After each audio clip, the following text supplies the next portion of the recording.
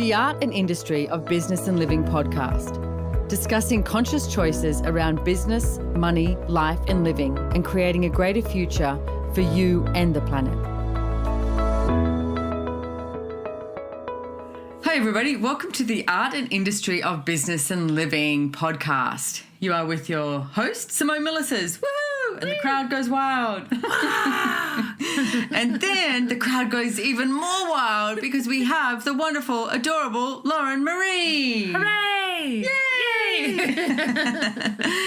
So there is no crowd. You are the crowd. You're listening to it now. But I'm actually in my son's room because I've discovered, once we put my son in boarding school, we discovered that his room works really well for radio shows, for Zooms, anything like that. It's a little bit more soundproof than any other room. Turned it into a sound studio. Yeah, I told him. When you leave on Sunday afternoons, it's like, yep, this is now my recording sound studio. And he's actually not coming home this weekend. And so as soon as the cleaner left today, I'm like, right, I'm going to bring my suitcases up and it's going to be turned into the packing room. Yes. Oh, yeah. Multi-purpose. Multi-purpose. I do miss him. Right. Can you tell? But you like the space. Yeah. Exactly, both. So, but there is no problem. You mean it's not a problem that he's not here? No, it's not a problem. You actually turn it into a possibility. Yeah. So, problems. That is one of the things that we wanted to talk a little bit about today. We just came back from a 7-day event with Access Consciousness, and Gary Douglas, the founder, was, running the show. They are friggin' brilliant. I love these 7-day events. They're people who come from all over the world, who, the way I like to, look at it is it's an advanced class, so they've done a few Access Consciousness classes before. So by the time they get here, they're actually really desiring something greater, and they're asking for something to be different. They're asking to create more. And the name of this one was called The End of Problems and Beginning of Possibilities.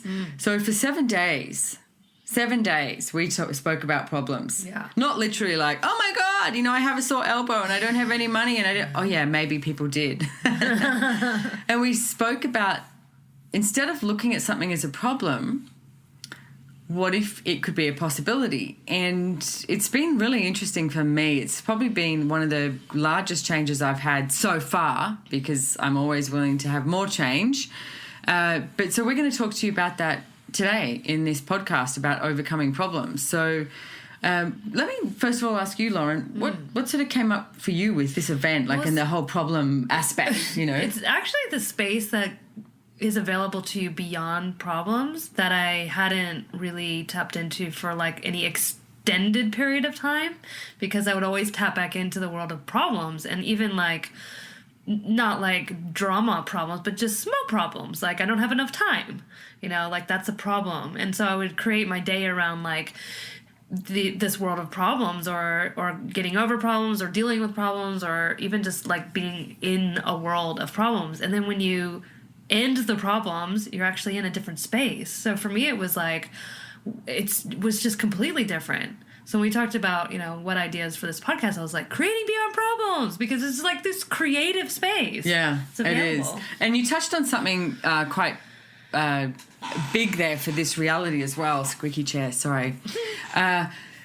Is people do make time a problem. Yeah. It's like, I don't have enough time, and they make it into a problem rather than, what else could you do? What else could you be? So what else could you do? If you start looking at time as a problem, what do you see as some of the tools you picked up as that you could, change that to actually turn it into a possibility? Well, so 3 things that people can't argue with, right? It's time, money, and sickness. So these are the excuses that we use to stop ourselves from actually choosing and creating. And like we did this call with Gary recently, and it opened my eyes completely, because he said, as a mom, you can't make any of those real. Like even if you're sick, you still have to take care of your kids. It doesn't matter. You still have to get up and take care of them. Even if you don't have enough money, if they need something, you have to get it for them. Like you have to find the money. And time, you never feel like you have enough time, but you find it. Like it does. So as a mom, you kind of like stretch yourself into that space. And I realized like, wow, that's true. So maybe none of them are real. And like if you didn't use them as an excuse or buy into them, what would be possible? exactly what would be possible. And one of the questions that Gary asked, I think he asked it at the 7-day event. I've been doing, different things since then. And I love this tool. And so out there, if you're listening, have a look at what is the one problem that you think you cannot overcome. Yeah. Yeah, you did a call, and I remember you, and I was like, oh my God, I kept running that on everything. It was like, wow. Yeah, what's your favorite problem? Like, what's your go-to problem? What's the one thing that you always go to? Like Lauren said, people use money, sickness, and time as a justification for not actually creating something. So what's your one problem? Like I did a call the other day, and this one woman was saying the one problem that she thinks she cannot overcome is that money never stays with her. So what happens is if you have a problem that you think you cannot overcome, so money always goes away, money always leaves you, then every choice you make is based on that problem. So every time you get money in, you have to find bills to pay. You have to find some way of getting rid of the money that you have just created because you are choosing based on that problem. So there was another woman on the call too who said that her controlling factor, like she was a control freak, had to control everything. So if you have to control everything, then every single choice you make is based on, I have to control everything. So then you won't allow yourself to receive from people. You won't allow yourself to receive even the smallest of things, like, so acknowledgement. And it's like, or feedback of something. It's like, because you base it on that. So right now, all the problems that you think you cannot overcome, will you even just destroy and uncreate a couple of them or one of them? Yes. And everything in that is times a godzillion, right and wrong, good and bad, POC and POD, all names, shorts, boys and beyonds. And if you've been listening to the podcast, I'm sure you know about the clearing statement.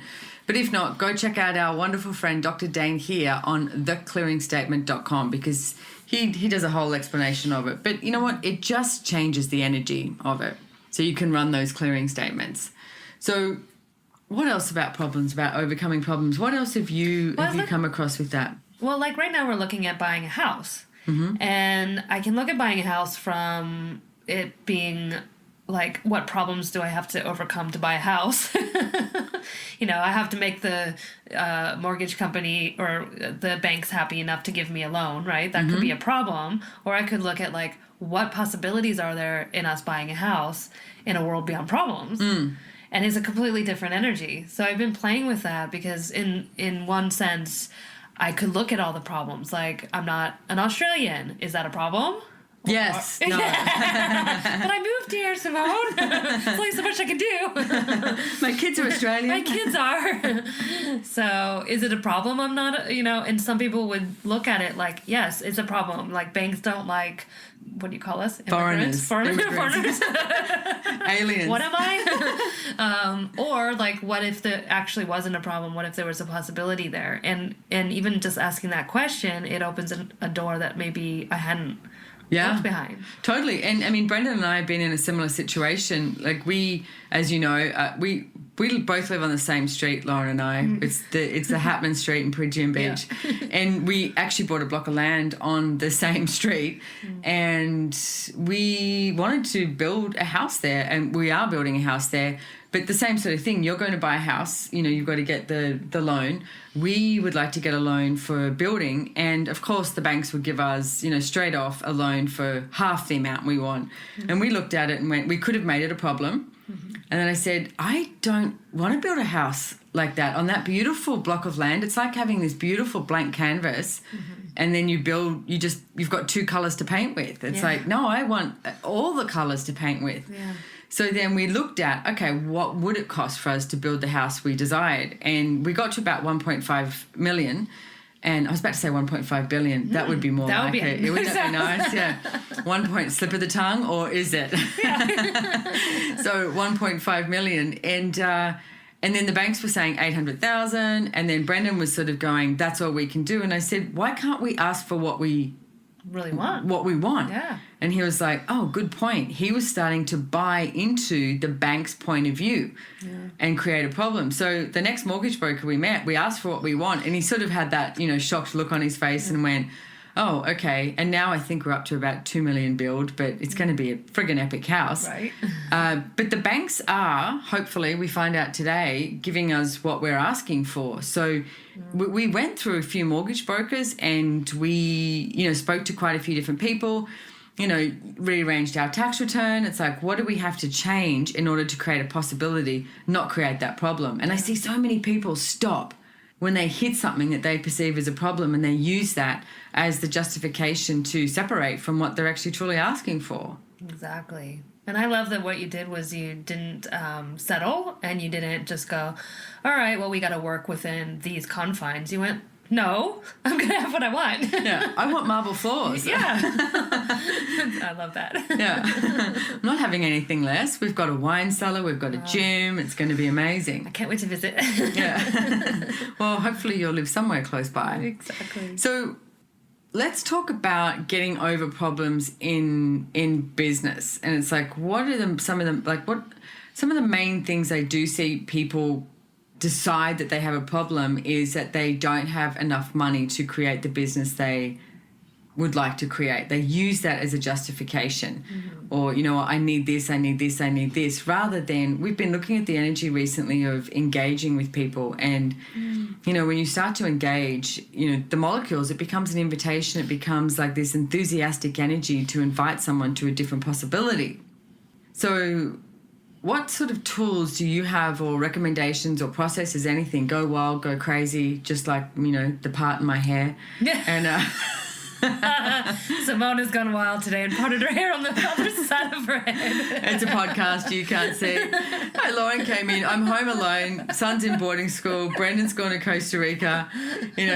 I'm on day 11 of AFD, alcohol-free day. And she comes in and I was like, I parted my hair on the other side. And she's like, wow, you're going really crazy. You've just been, yeah, Girls just gone living wild. it up. Girls gone wild, home alone. So anyway, if you're going to go really wild, crazy with some tools here and what people can do Let's to work a overcome. process. Do you have one? I do Looks like have you some have process. one. It sounds like we're drinking, but we're not. I swear to God. I have lots of processes. Let's do this one. And then we can talk about it. So what problems are you using to define who, what, where, when, how, and why you are that you cannot let go of in order to maintain your identity and your insanity are you choosing? Wow. And everything that is times a godzillion where you destroy and uncreate it. Yes. You can be a pocker. Right, wrong, good, bad, pod, puck, all nine shorts, boys, and beyonds. So, what problems are you using to define who, what, where, when, how, and why you are that you cannot let go of in order to maintain your identity and your insanity are you choosing? And everything that is times a godzillion where you destroy and uncreate it. Right, wrong, good, bad, pod, puck, all nine shorts, boys, and beyonds. So the thing here is, if you have somewhere that you've decided you have, like, to maintain that identity. So if we mentioned, about a business, wanting to, start creating itself, and then they use money as a justification for why they can't, then that becomes the insanity, and it becomes the identity of, well, I'm poverty stricken, I don't have enough money, and all of those definitions that you have of you. Or a small business. Yeah. As a small business, you Yeah. have to maintain yourself. As a small business. Yeah. What if you weren't a small business Or anymore? non-profit. Yeah. I know how many non-for-profits out there start making no profit because they've decided they're a non-profit. That is not what a non-profit is. Right. A non-profit actually makes money. Yeah. So everything that is times a godzillion, we destroy and uncreate it. Right, wrong, good, bad, pod, and puck, all nine shorts, boys, and beyonds. So how many problems are you using to define who, what, where, when, how, and why you are? Like when you wake up in the morning, it's like, where you are, who you are, when you are, why you are. Why are you? Why are you? But what problems do you come up with? It's like, do you blame your parents? And it's like, or, your colleagues. It's like your husband, your wife, your kids, your next door neighbor. It's like, I'm angry because my next door neighbor is making noise all the time. I don't know. That's an identity and an insanity that you start to create. So everything that is times a godzillion, we destroy and uncreate it. Right, wrong, good, and bad, pod, and puck, all nine shorts, boys, and beyonds. Rather than Instead of a problems, what's another P word we could be looking at? Possibilities. Yay! Go possibilities. Yeah. Yay! Go wild, go crazy. Yeah. Lift the roof. Yeah. You can see me now with my hair part on the other side doing the moves of lifting the roof. That's it. Raising the roof. I don't know if I can handle it. I'm glad this is not on video. I would just be losing it right now. Exactly. So what's your favourite problem? What's your favourite problem? Wow. I like on the to, spot here. I like to Bam. I like to do the I'm not enough problem. Oh, you're not enough. Yeah, I'm never enough. Right. I can't do or be enough.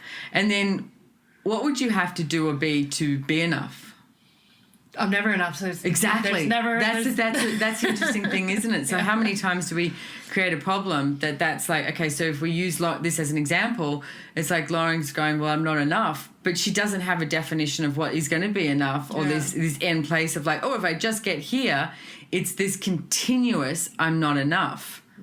So then you put yourself in this loop of always having to create based on that as your favorite problem, that I'm never enough, rather than just being simply, grateful for who you be and what you do contribute. Yeah. And having fun. I was talking to Brendan the other day and he was like, I see people get so friggin' serious about what they're trying to create rather than enjoy it. Yeah. Enjoy the moment. You know what? Right now is the moment. Enjoy the moment. Are you enjoying right now? Yeah. Instead of, are you trying to create a problem that you're, maybe you're driving in the car or something and you're not there quick enough, or you're too early, or you're too late, or you're not prepared enough, or, you didn't do your hair as well as you could have, like, parting it on the other side. It's like, what do you continuously create as a problem that if you didn't continuously create as a problem would end up creating a totally different possibility. Yeah. Different reality. And in what I would catch myself doing is like, no matter what I would get done in a day, it was never enough. Like I'd always look at, I didn't get this done. Like I have these grand plans at the beginning of the day and then it's like noon and I'm like, What happened? Right? And then I'm like, God, I probably get more done in any given day than most people in a month. And like, I see how other people like just sort of like, and I'm actually getting a shit ton done. Yeah. Like, what if I started acknowledging what I am doing? Exactly. I like the way you say the grand plans because, I'm not home for this extended amount of time, much at the moment. Towards the end of the year, I get to be home a bit longer. So I did have grand plans. I do have grand plans, being home alone. It's like all these things I can get done. And, with work, catching up on all my emails and projects that I want to work on and cleaning out my wardrobe and doing this and that. And it's like last night I was sitting watching some show on Netflix on the couch, eating my salad for dinner and going, where did the day go? It's like I don't even feel like I've even touched the sides of anything. But I do see how quickly if we try and create that as a problem, then how much do we do that to try and fit ourselves back into this reality? Yeah. Whereas what if you were the weird one? What if you were the different one that walked around going, I had a friggin' great day today? Yeah. Or like if I watched Netflix for 3 hours, then it's not like, oh my God, I watched Netflix for 3 hours. I could have been answering emails. Yeah. No, I watched Netflix for 3 hours. It was great. It was awesome. How does it get any better than that? It's like, if you're going to choose to do something, do it from the joy of it. Yeah. It's like, be happy with what you're creating and what you're doing. And Lauren, my gosh, you do so much. I see what you create, and same as myself. It's like it's never enough. Yeah. But what if we looked at that energy of it's never enough into a possibility that actually creates more of a demand in our world? So it doesn't mean you become complacent with I've done enough, because you can see the energy of that when that sort of becomes more of a negative thing rather than, okay, so what if that never enough became a possibility? Mm-hmm. So the demand in my world became more. Instead of buying one house, you buy 2 houses. Yeah. It's like the process, one of my favorite processes, which if you're listening, you're going to go, what the hell did she just say? What energy, space, and consciousness can I be that would allow me to have too much money and never enough? Mm-hmm. And everything that is, times a godzillion, we destroy and uncreate it. Yes. Right and wrong, good, bad, bad, all night shorts, boys, and beyond. I'll say it for you again.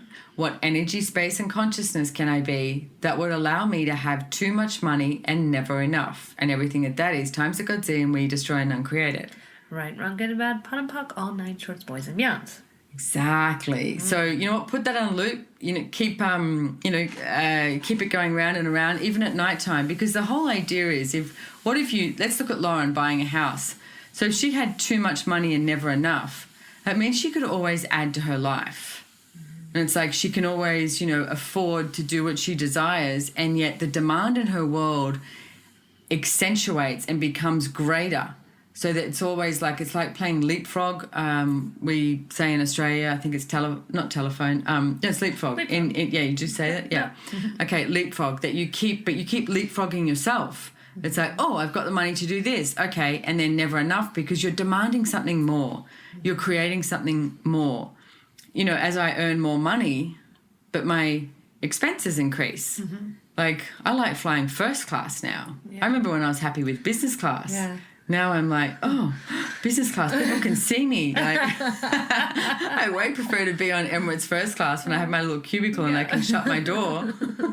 And then when you get that jet, you're going to be like, I can't believe I had to wait in line at the airport. Exactly. But that's the energy of, too much money and never enough. Yeah. So everywhere that you're refusing to function from that place of too much money and never enough, where you destroy and uncreate it, right, wrong, good and bad, pot and puck, all 9 shorts, boys and beyonds. Just know that you are the one that is creating the problems that create the separation with you and what you truly desire. So how many problems do you have today that if you didn't have them would actually create more joy, more fun, and more possibilities? Like more doors open up. The universe goes, hey, you're open for business. Let's go. Let's do this. So everything that is right and wrong, good and bad, pock and pot, all 9 shorts, boys and beyonds. Yes. I thought you were going to say something then. You sounded like you were had something like brewing. Ready to open the door to the universe. You're ready to open the doors. Run through. Okay, awesome. So Lauren, let's talk about you for a second. Okay. And your problems. No. We already did that. This is actually an intervention. No. Notice you haven't been doing enough. I've caught, exactly.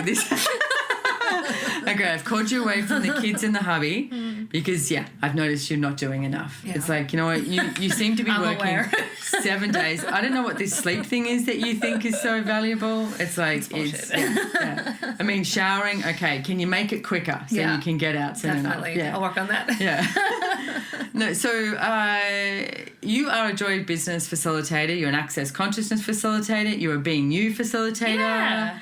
And also a mama, that's true. A wife, everything. Yeah. So I think I think you got this. I'm doing okay. Yeah, I think you're doing okay. Okay, good. So, but where can people find you? MeetLaurenMarie.com. MeetLaurenMarie.com. Yeah. Awesome. And she's one of my favorite people in the world to create with. She has an ability to extrapolate and create, not based on, we have to head in one direction, based on the willingness to receive information from everywhere and then choose, which is, I thought everybody had that, but I am learning pretty quickly that they don't. They don't? No, they don't. Oh. No, they don't. Yeah. Isn't that just what you do? Yeah, I know. That's what I think too. Yeah, and that's what one of our good friends, Megan, does too. She's just like, oh, don't forget to check out Megan's podcast, What Else Is Possible show. Yes, she's also one of my favourite people to create with because it just goes all over the place. And that's the sound that it makes. Yeah, absolutely. Yeah, little sounds go off. So, yeah.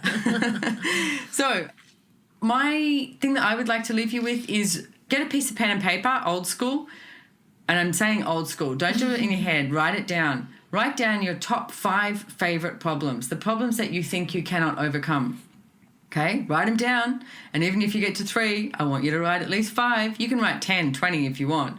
And then I want you to have a look at the list and look at each one and go, oh, if I wasn't making this a problem, what could I choose? What would I change? And what would I create?